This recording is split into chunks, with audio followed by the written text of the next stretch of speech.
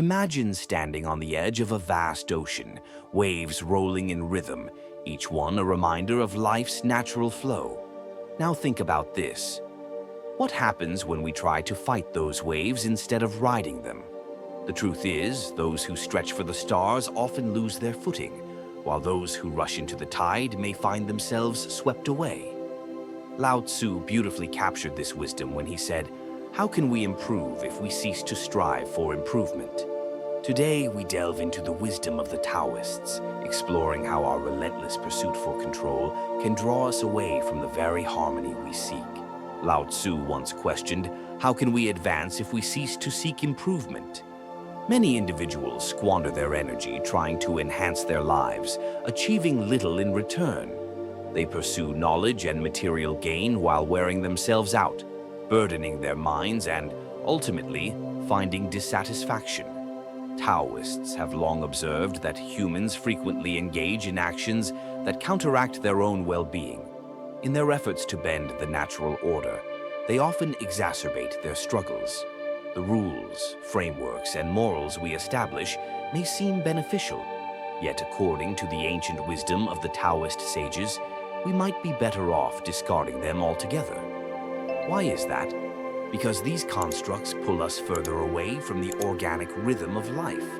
Attempting to manipulate what nature intends is akin to swimming upstream, draining, and ultimately fruitless.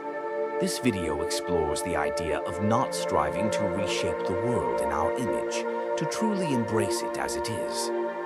Beneath the ceaseless transitions of the universe lies a profound and elusive essence that the Taoists refer to as Tao, a label that barely encapsulates its depth. The Tao is all-encompassing, transcending everything we perceive through our senses. Yet we can feel and connect with the Tao, even if our understanding remains limited. This speaks to our tragic tendency to attempt to define the undefinable. We rely on labels and categories, organizing and classifying, but fail to capture the true nature of the universe. Thus, we build a facade, a construct that makes existence digestible to us. Yet in seeking to comprehend, we risk losing touch with the Tao. 5 colors blind the eye, 5 sounds deafen the ear, 5 tastes stale the palate. These words from Lao Tzu in the Tao Te Ching remind us that while arranging colors, sounds, and tastes might deepen our understanding, it also confines it, for there's an expanse beyond these rigid boundaries. The same tendency applies to our habit of creating absolute rules to find control in our lives. Yet, in doing so, we limit ourselves. Life is inherently fluid, and what works today may not be suitable tomorrow. Compounding this issue, people often forge complex ethical codes and rituals driven by a desire for justice and connection. Though these intentions stem from goodwill, they can inadvertently fashion their own prisons. Let's delve into the concept of trying. Many are aware of the notion that we ought to merely act instead of try. This idea resonates with the state of flow. In such a state, one becomes one with the action, much like a dancer embodies the dance or a poet immerses in their work. This reflects Wu Wei, which translates to non-action, or more accurately, effortless action, a state in which we navigate life effortlessly. In the context of this discussion, viewing Wu Wei as doing nothing resonates well. In our society, doing nothing often carries the connotation of unproductiveness, suggesting stagnation. However, the Taoists assert that this couldn't be further from reality. When we understand that the universe is inherently dynamic and unpredictable, we begin to see that there is continuous evolution in the natural flow of existence. Instead of exerting force and draining ourselves, an approach often celebrated in modern culture, we can traverse life with greater ease through wisdom and intuition. Have you noticed how frequently issues seem to resolve on their own? Or how our actions sometimes exacerbate situations? When we fixate on trying to improve our circumstances, we drift further from the natural course. We often engage in ways that the Taoists would deem unnatural, squandering our vitality in the process. Why do we do this? Much of it ties back to the values we assign to various aspects of our lives. For instance, we often despise poverty yet crave wealth and recognition. We can feel averse to solitude but yearn for community. So, we strive to eliminate the unwanted while amplifying what we desire, unaware that one cannot exist without the other. Additionally, we frequently believe we must conform to certain ideals, reshaping the natural world to fit our convictions. We attempt to enhance our reality, yet the outcomes of these efforts are often dubious. Now, how do we introduce these timeless ideas into modern life? How do our contemporary endeavors reflect our attempts to control, while results often leave us wanting? Let's examine some illustrations of how we strain to improve the world, drawing on the insights of the Tao Te Ching and the Zhuangzi. The first is our drive to change the world. Alan Watts, an avid scholar of Taoism, noted that those eager to save the world often become its greatest disruptors. Their zealous attitudes can upset the delicate balance of nature, all because they attempt to impose their own ideas of right and wrong. Consider communism, which initially arose from the noble desire to promote equality and fair distribution. Yet, irrespective of the debate over its nature, the methods employed to spread this ideology were frequently ruthless.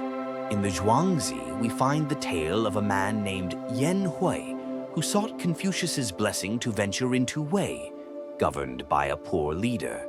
He believed he could apply his knowledge of leadership to uplift the nation.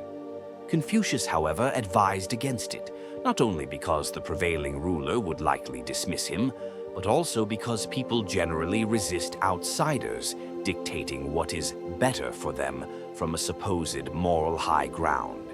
As Confucius eloquently stated, "If you don't understand people's hearts but confront a tyrant attempting to preach benevolence and righteousness, you're merely using others' shortcomings to showcase your own superiority."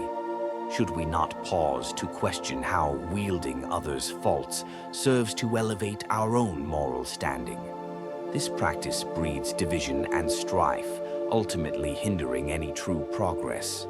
As Lao Tzu expressed in the Tao Te Ching, "Do you intend to control the world? I doubt it can be achieved. The world is a sacred vessel that cannot be managed. Your efforts will only worsen the situation. It may slip from your grasp and vanish." Now, let's move on to the second challenge, the pursuit of happiness. Whether through money, status, fame, power, or knowledge, our relentless chase for happiness often leaves us empty. We convince ourselves that joy lies in a hefty bank account, a published book, or a popular YouTube channel, but these fleeting gratifications rarely equate to genuine happiness. Though we might experience temporary pleasure, this isn't true happiness from a Taoist perspective. In this pursuit, we drain our bodies and minds, tragically failing to grasp what we seek.